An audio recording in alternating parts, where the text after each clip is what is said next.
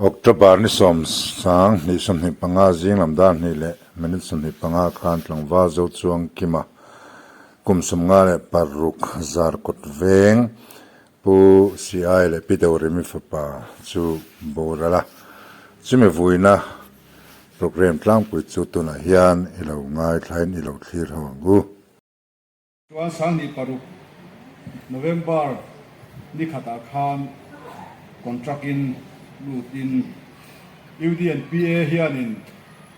central scheme rang kan khoi thina chuti lai chuan SJSRY kan tia chuta chuan community organizer in a oma ani hi mi tong tam lo tak mi ne lomang reng tak loi si ania tin sap tong te khat hiama thopui nuam tak kania mi poi soi lo tak mai kan department apo heng scheme thara lo om khan guidelines te kha mi zo tonga han le te kha ngai thina chunga de chuanin an ho tu ten an lo chhot chang kai tak thin kha ania amaro chu tak salam har sanna an to ka aizola omreng thei te lo ni chuang lo bok nen district thar lo piang zela district sang kan in son kwalte ngai thina ani po hi December thasani somni khanin serchi pa sonania April sani somni pa thleng thani vel chung kha an ommana chumi nuwa lungleya mei sani somni pakhat khan sonni in kum khatvel om nuin mamita son le ania mamita a om nu hian na hi zom lei theilo khan tak salamar sanaina tlak buak zui ta a voini theng hian mamit a hian apos ania amai ro chu ti hi an lo ni ta a koi kan ti le maya department chuan kan ui tak zeta kan thopui to chuang ki ma hi akal san ta ka chungte kan laina tak zet ani ti kha koina hian kan soi du ni anat na te ngai to khan eng ti kai mo chuan in la kal san don ang ti khasu ri ruin angai to veka chu wang chuan tong trai na po por han ho ten zar ko ta te veng khara te le hun dang dang te ko han ten na sa takin tong trai pui thina ma se he voina hian pathian chan na chu tiang hi lo ni ta a ma vui turin kan lo kal khom ani heti zat ma tha tura kan lo kal khom te wang hian alo momin ka khia a tin mun dang atangin sum khat laina te chen rual tha te to pui te local khom boka ko ko khan chuan mun dang atanga local zong zong te chibai kan buk cheu ni tin voin hi keni presbytery Aizawl Central Presbytery a hian rorel tan nizana tan khan in khom tanania tuna hian rorel mekania chumi wang chu kan pastor ngai po hi bial tu pastor ani nain presbytery rorel nalama a om hi atulin riat ania wang son ka chunga alo tlata ania ko khan committee le han kan an soi a ruah man na heteng hian kan siam ta ani tin ka chunga lo tlak ta ka chuan in chenom nai te kan ni na tele ri tak ka tanga in sheton chung kwa in sheton kan ni na te wang poin poi lo viau na lai te po kha omin kan ria ke poin sora ke tak lo wa chuan ka ti tu rong ta kan ni ve tho ve mo ti te kan ngai tu deu boka chuan voina hen zo chuang ki mo thla nei khom hi kai khoi don ani tam som ko na chang khata tanga chang ko lalpa nang chu chuan zong chena kanom na ini thin tlang te pian ma a leilung le khovel idin ma po khan satuan ta satuan thleng po in nang chu pathian ni nang chuan mi hring hi boral na ikir tir thina mi hring fa te u kir le ro u ti thi nangangai chuan kum sang khat hi nimin ral tang lek khan isia zan ven khat chung ang lek bokani anni chu tuilian angini len bo thina thang khat muang so ani zinga chuan lo bet chor chuak ang anni zinga chuan alo do in a chor chuaka lai lama chuan a thukin oma avoi thi ithin urnati boralin kan oma ithin rimnati mang anin kan ombok sia kan kholo na te chu ma ida kan sual ze group chu mel henga ida ta kan dam chung ni zong hi ithin rimna ral thina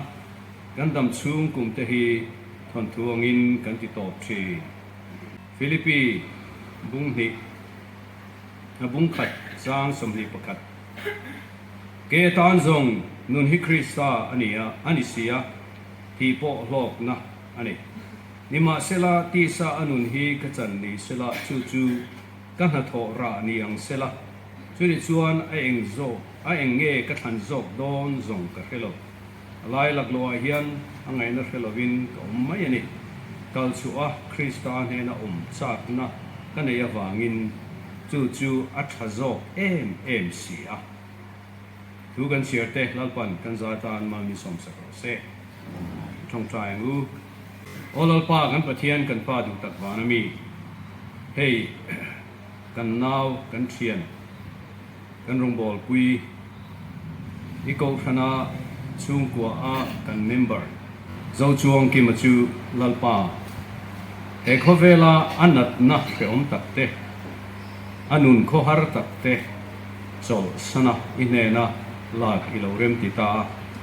voina hian atak sa hi kan han thla me kani lalpa nangin mitin te mi hring sual fa te ta na i khongai na oma wang khan kan chunga i khongai na in ro rel thin ti kan thria voina hian thamuang takin rilungai ngam takin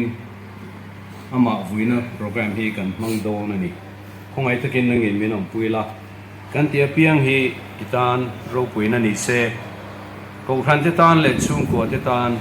thamuan na le mal som na lo ni se kan due chung chu khan lal pai so Krista mingin kan di le amen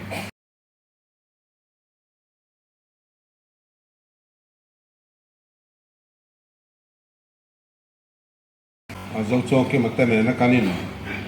kanin bu kai na khat khan kan fremaya tin hoini a hian tu sai tur hian keima lama chuan a u zong pangai hi ka du khop maya ka du pui hi sai tur a se na savil do na tin kei po hi sai tur femi hi ka in ti ve a sai tur hi ka nga khopa voina hianin lom thu sai tur tam em maya sayang khan Presbytery khom puyania Presbyterian ko han lo po kan mga Presbyterian ko han po upate ko han committee le palai te ayo klema zo ni mai ma sela ko han khom pui hi chon ngong hian nei tlat maya ken ten hi na khotla hi min hong na data chu wang chuanin khai halai hum chung chu khotla kan wa di boy zual kan tia ni ma sela chu tiang ang ngemo rau khol na om mia lovin ko ran le khotlang wai me le local council ho tu ke thagin min bol puya man nom em mai ni lo chuang ki ma hi a hingin ka sai bol bolanga kai chuan ka ko da na ni awangin min pumin ka ko thina tambera haw ngam kania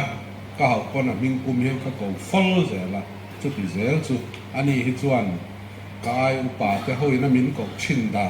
u chung te ti hian a thi don thangin min ko wa chu chu kai upa te min ko chin da na ne kam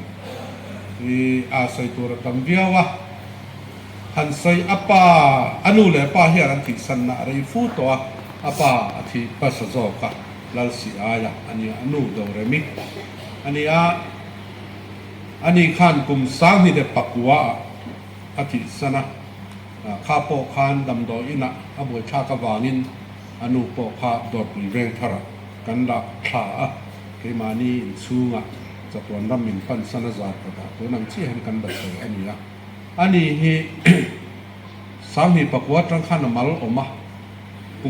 สอมปรุกโดนนี่สุด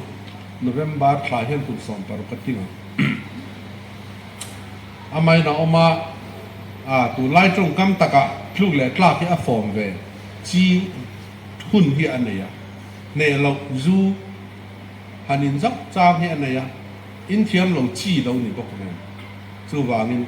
บอยปุยจุยเราเพย์จวนฮันกลางสันมาที่ฮาร์ดเยอะแม่มากินนี่เฮียนินอูเนี่ยเฮียนินตีลุยนัดเดือดเร็วอินทิทูเดือดราบเฮียนกันหันช่วยขับป๊อบอันถูที่จะเอาวิวเสียไหมมาเสียมาถูให้เราจนตาช่วยฮาร์เฟตัดไหมหุ่นเรตักจูงตะปอจุดขายอันออกมาไงตัวนะอัตรังชวนอดินหุ่นที่ทะเลตักอันนี้ตัวนั้นนี่งดไหมอันนี้นี่มาเสลเฟียเทียมนักถิ่นลุงแนนอันเอ็นก็ละฮาร์สันนะอัตอินอันเสียมามิตาอันโพสปนอันกะละอมเลยไทยละอารมณ์ปกเช่าเลยสุดยังแรงส่วน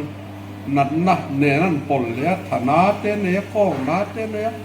อันนี้กลุ่มคริสต์มาสดอนจะต้องเพลงกันส่วนอันนั้นจะจุนจ้างให้จะให้อารมณ์ปองเด็ดเด็ดจันตัวคริสต์มาสมาคานจูปอชวนินเอ็นกอลคาอาเฟกันติมายะอันนี้สักละวะกลุ่มตีละมาดำดอยนักการทุมลายกันด่าอาเราชวนนัวอันนี้ละฟิดเดวะติดชวนinvestigation ข้ากันหันตีปุยจันกันสารนิติกันเสียต่อยจอยกันสวยงาเขมอที่จูนลีคานอาลาพัสเบระเขมอวัยลีอาลาโนดักตอร์กันอันตีรินเขมอลาอินอังไงลวันนี้ดักตอร์เตรันตีดังวัยนี้กันนั่นเลยวัยทุนนั่นตัวจนนิมินข้าลาคนนี้สุมีอัตานาอินบวชใส่อวางดำโดยอินปันเจ้ากันอินะอามัวไอเทอังไอเทชุนไอ้ยะมาเสไอเทเดียวลายจวนกันสารเขาไอเจียงเตหิกันตัวเบียมาเสกันสาริมาซ่อนเจละจะมีการาจวนลมนั่นตัวที่ตั้งตักกันหัวอามาปนหัวทอปุยเต้นอันนั้นกันนะไว้ด้วยเราตรงใจรัวนั่นเต้นเนี่ยตรงใจสักนั่นชอบป้อนเนี่ยเราบินตรงใจรัวนั่นเต้นเนี่ยอันมั่งไอ้แม่มาอามักกันติโซกันเราคุยกันตินอาเชียนเตกันฟักแม่คอยมีเงี้ยอาเชียนจะนินกบไล่คือกันเชียนเราเชียนชาที่เราเนี่ยเองสังอันนั้นไล่ละแม่มามิงเมรันใส่จับปะอันนั้นนวลมาอินจาร์กดเจ้าโลปะค่ะไล่ละข้ามกันลมมายาตินขดลางละมากันช่วยตูเตเราเลี้ยงโกสนะกันอุปาเต้นเราก็ละจงใจมาเต้นเนี่ยจาร์กดลำค่ะอันนั้นตัดขาดเองโดยปุยเว้นท่านเลยจาร์กดกันที่อบวยข้างนั่นคือสเต็ปสุดแต่ก็กละเฉาเลยข้างไงอันนี้มายามอเตอร์หันกัลกวลโดนข้างล่างนี่ละเวงข้างฟังกัลเจ้าข้างไงนี่มาสลัดจุดที่จุ่มชวนรวมกันโอ้ละวะกันหลอมมาอย่างนี้ตินจวงเกี่ยมาฮีอามาโตกะเฮ็ดอย่างอาหารสัตว์นั่นเองนี่มาสลัดปะเทียนถูฮีอัลลัดเหลานี่เฮียนกันแค่แรกชีนะอามุดนะบุลาจะพอเฮียนไบเบิลสอบลวินอามุงไงละวะอุปเฮียนอิเชียร์ไงอดีตจนเชียร์เวทีเน่กับเชียร์ทีมมาเสกก็มีที่ทะเลวะกับเชียร์ไรเทละวะอดียะกันดอกปีเวงทรมานพลัดโดนจะปนคุมบุละไบเบิลเตปอันเอ็นเววังกันหัวเฉาเละไม่ยังจุโมอดีเวียเตียงจุมาเสียหัวดันใช้กันแค่ไม่ยะเตียงส่วนนี้คุณละมากันเอ็นกอลนีย ama zia chim chim hi i ahar san na kha chu khati khani sela ti lawa chuan mi polite ania kei ngen te hian hanin ngur om tak hi u tak tak en hian mi en min ka khia i kan thu hi azom lo ngam lo man ko phian thu hi oi loyani chu azia adia tin a polite a gentleman bok hei thil mak ve tak ani hei tu na point han soi kai tai la dor pui veng thara po kon a thian ho te chuanin i zat kot mi ti nan ngai tu vak lo an thin lunga atlei ro lai te phei chuan dor pui veng thar oi me nai ta te oi me za ya te oi me group a te ron te la voinia po dor pui veng thar huam chunga group phang om bial kan te ke le chuan section dor pui veng thara chuan section te lo hian bial kan te bial a te bial chhong a te a group then khata te a zai pui ti te a group ti te a ben ten te ti khanin ange ni sun na khan ron soi supa chu tiang chuan dor pui veng thara po kon a ron tlang tlaphia na kan ko han khoi tu te pon han soi chi thawang chu ma ka soi rei to nine kan soi bel lenga kan pastor te kan upa te nan ron kan all lova trong trai na kha chu soi sa nia trong trai zela biak in le in rin ni zana te tho kan tho a chang le mi dang ten kan minister te pan min tho saka tin jing trong trai on te la za kot lang wal kan ni tat mai ti ve ngat khan ya chu wangin ani te chu za kot lang wal lo a top kan thlen kon za kot in nim tuam lo me mang a chi lawang kan tia tuna po hian ama omania in ruwa ka lut ang kan nia chu ima sela khotlang ho tu te le lai a ko thlam te ne na kan hanin dor kan in dorin solaya nakina hilti zui te po langa yang kan te kha han soi ta rim rimila ti chuanin athi don mai te po tun tho chana po khan ain chung lua pikimi tele atong trai pui te hawin anon len chila chung te po chuan tong trai rual na te an ne atong trai rual ba ka a cham ve tu te an chama chung a te po chuan in lan na fel fai ta thole ni zana lut kha kan nia ama tho tan nia in lan na fel fai tak an nei puya ama po in lan thapa a thamon tu te in po pok se alung oi thu te a soya chu tiang chuanin tin ain tha khung me ma tlum khat phei chu lom thu te po soya u bula po lom thu soya tin nam do ina tun chu ma kan chho nu hian a thun ton lam kan sei le ma yange limin jing khan u ne na alo sa hal limin khan ril ru la har sia ma se ina thomayang ka kaldon ti hi chu ka hre ngalom ati ama tan tak thei chuan an tha akal san tan ro chuan a khiam phiana tu le fa te ani hi an unaw hi mi pa panga an nia beichia pathum an nia a unaw te panga hian pali in an boral san to lomana ti chuan a karnu pakhat in a bora san to zat san kan se ka nga zoram sanikha he fa tu le fa te pon no ma heta chuan tuna hian a u zo mangai ka thian nu le anu pa ber lal nu ni tuna hian luang muala an oma an pani chuan so an ladam ani chu unau pariata paru an tal to ani chu lom tu soi tu hi tam maya an department foi tu te in du sela chu heti khopa bet te hi chu an ban dai thei ban thiang vek ma se an ngoi ringot mai ni dan lek tu pom lo an beng an sungong ringot mai ni kan va lom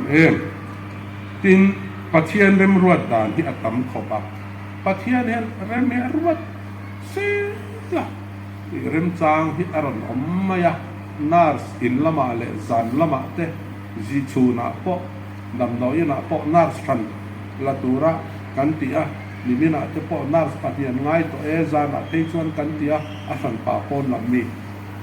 roi tur kan zon pon kan mu mai zel amak lutup kan se zok lok lo hi chu ti zel chu ni wena po presbyterian ya hi upa te ho hin khom pi tre ron plan chok phak ro re lai ni ti kan sereng mai anom po kan ring lo ma se heti sa oma mi pui po ti sa su khat lai na tlang sang sang atang in lo kalania a mun sang sang atang lo kal to poi no ma mi sing tam pui angin lang lo mai la a lo mom mai ti u nau te a pa te ho te ka tiang khanin lom tu kan sei ni lom tu sei tu hi tam maya voina yan ro chuang ki ma heti za ti na kan thla hi kan lom hle ani in poni se pathian ne na lom tu kan soya pathian in rem chang min siam sak na sa ji hi soi tur tam lu tu ka tu soi da na mo sar mo na soi tham om chu tiang chu chunga hian thil thleng ani trong trai na te ha dong na se me ma chu wangin tharau nun chu kan thu chu ni haulo ma sela chan dam tu hian apom le ang ti hi kan ring het tlatani ole voina zawai chuwa lom tu kan sei ani kan vui natur atan le keini hopo kan ngai tu na te kai foi tu atan ni china khan sam som kuana karom chera voina karil rom chu cross malam le cross nulam thi na chung changa thil adang lam zia kanal pai so krista crossin thi na chung changa kan ngai tu ati dang lam zia hi karil ro oma keini misual te mi hring te pathian in the siam dan bo che tu te crossina kan nun alo to pa kanom dan tu min ti dang lam sak zia hi kan soi du ni sam som kuana khan thu thung luya thi na an ngai da mi hring hi boral na ikir tiu si top mai ni boral na tin tuilian angin ilen bo thi tile a tin chang sarina pechon ithin urna ti boralin kan oma ithin rim na ati mang anin kan bok sia sangria na pesu kan kholo na te chu ima ida kan sual ze bruk te chu email enga ida ta ma se keini thu thung thar fa te crossa lali so thisena afin te dan hi chuan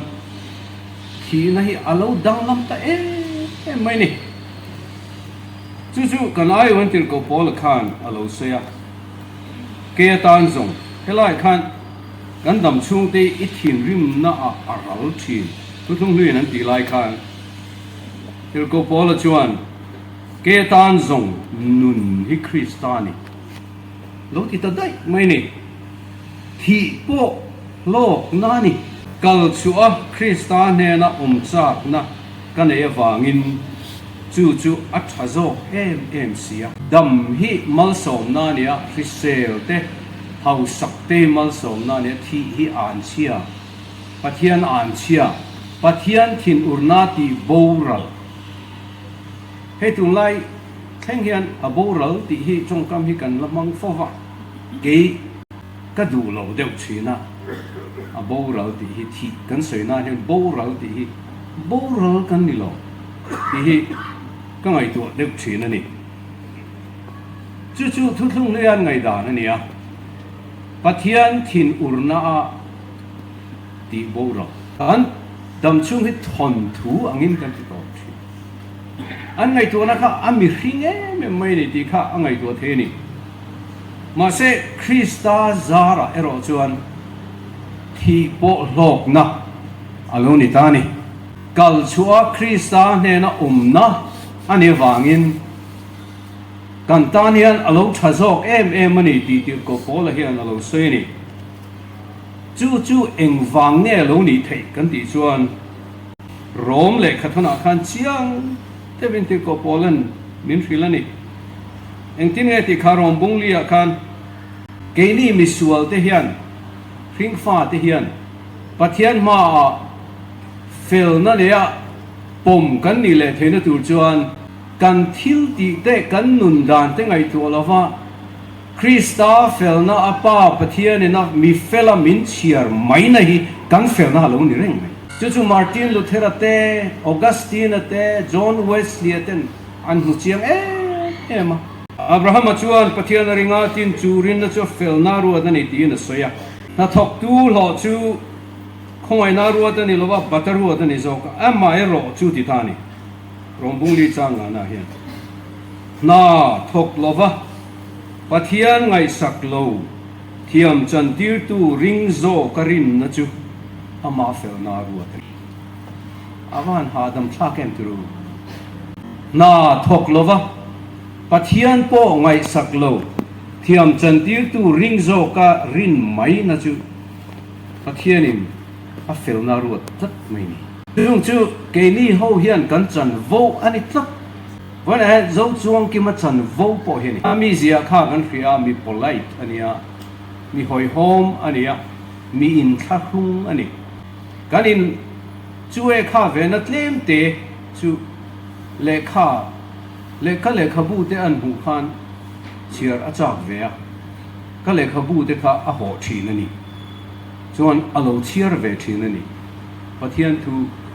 injia na tele engem kha tun ma khan tun nuwa he chuan chu ti vakin kanin chu e kha lawa tun ma khan chu tiang chuan aron ti thina kanina te lo lenga ti khai kan ti tia le khabu adu du hi ho a chiara ron da le mai chi khatiang kha ania voila han kan sei du ber chu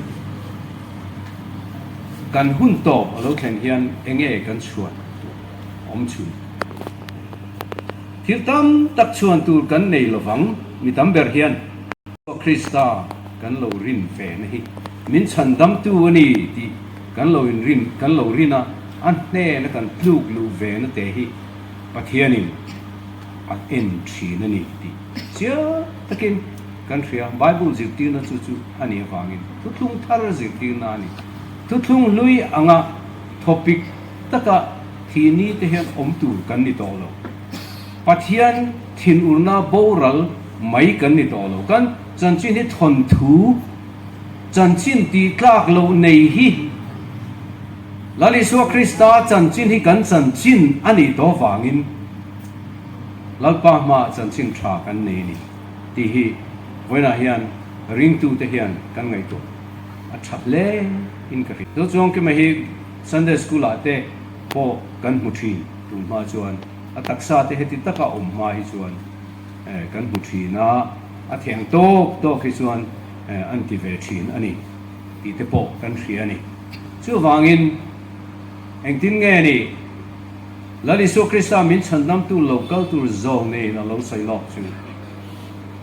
luang so ati fit halawanga lakhu bo ati mitlo ti ani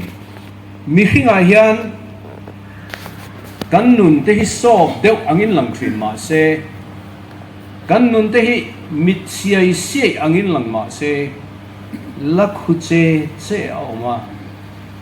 la o der tu om hian kanal pa iso Krista hian mi ati fit hangai lo mi azua thin mi achem alle thin ti hi kan chiang em turani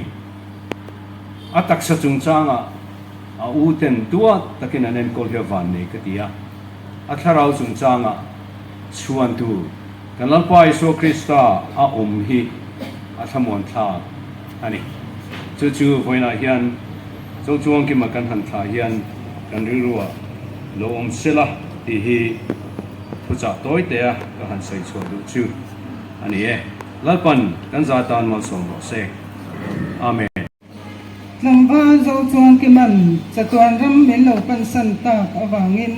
kan ui zia le a chung te kan tuai pui zia nan tir nan ke ni zar kot ko kan mi chia te chuan hera nat thil pe khi kan tla ni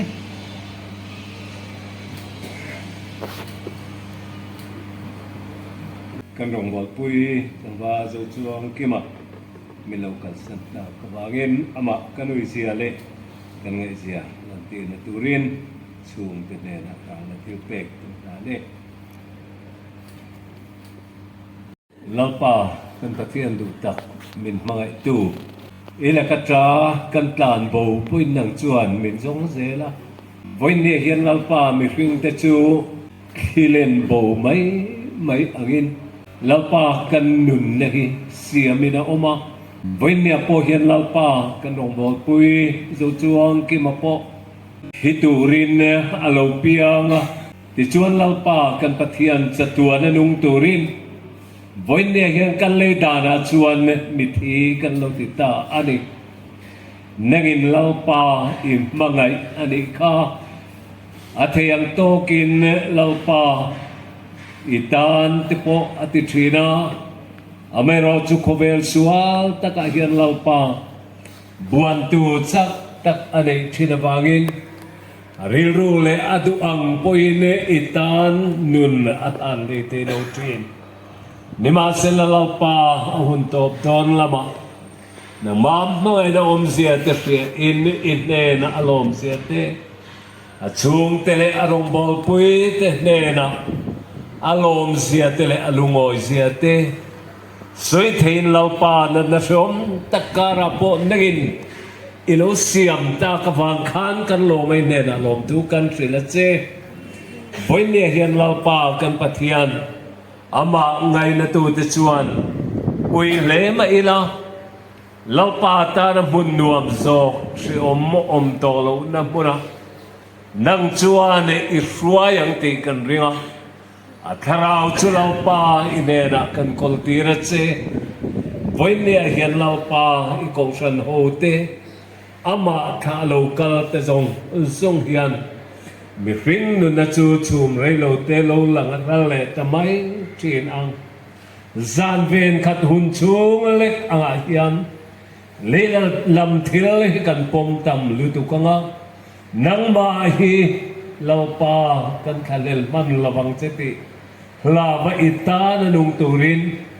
zo chuang ke ma thi na himal som na chantirang che nang ma tok tura kanin pe the na turin ko san ho ti nangin kharabin min zui zela voin ne hian lalpa kan pathian ti the kan nei to lo ikuta kanin lan mai ani he muna changa kan chua poin lalpa than konga te nangina min fruai min om puya voin ne kan ti turang te duang taka kan len chua the na turin le he amun ruak po hilalpa nangin ilua ka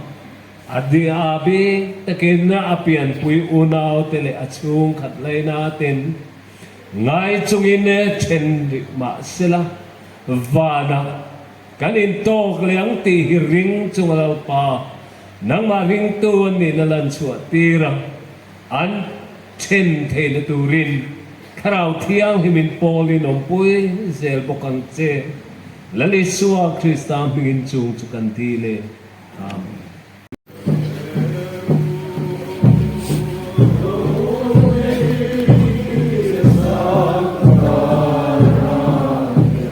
alle na zayon kang akhil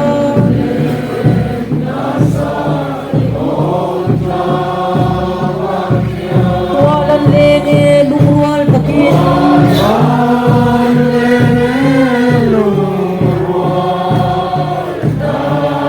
an ngai la ve chul bu hele ram hi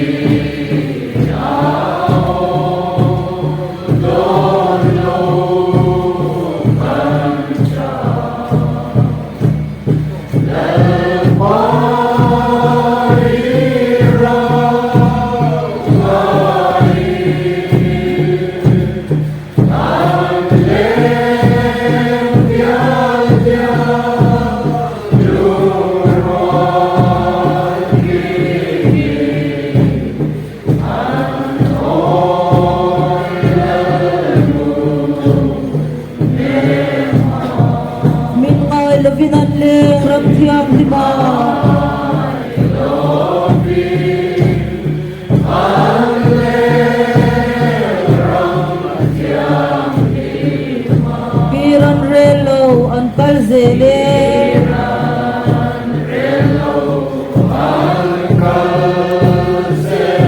lehi muthon ram alawli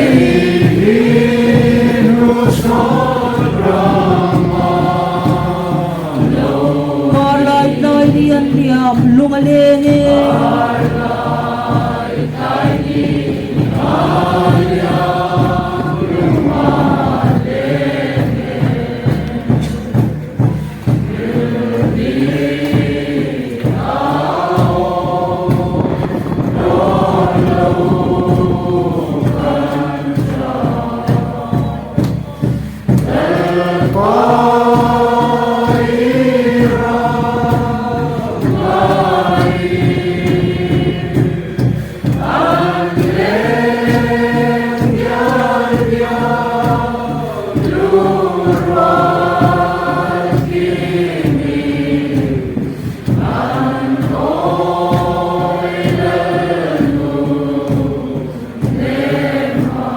ahun lau thêm tur chu ka ma gel he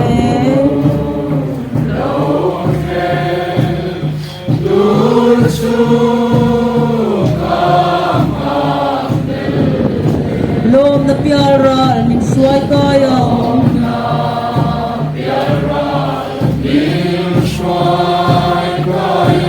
o chen lovin lugu tu tele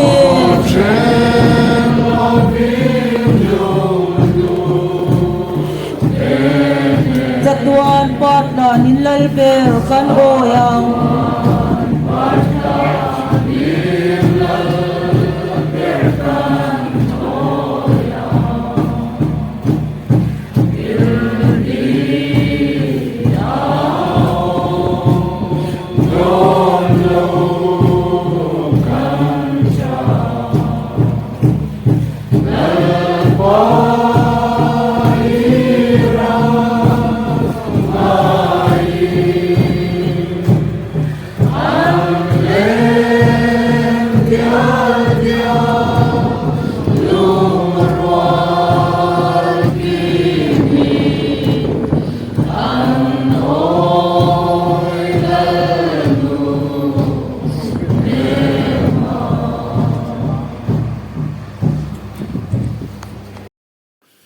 vui na la sak zon ni hian reverend si rong hi ngan ma som tung trai na in vui nen khom atrina lung ngai mi tui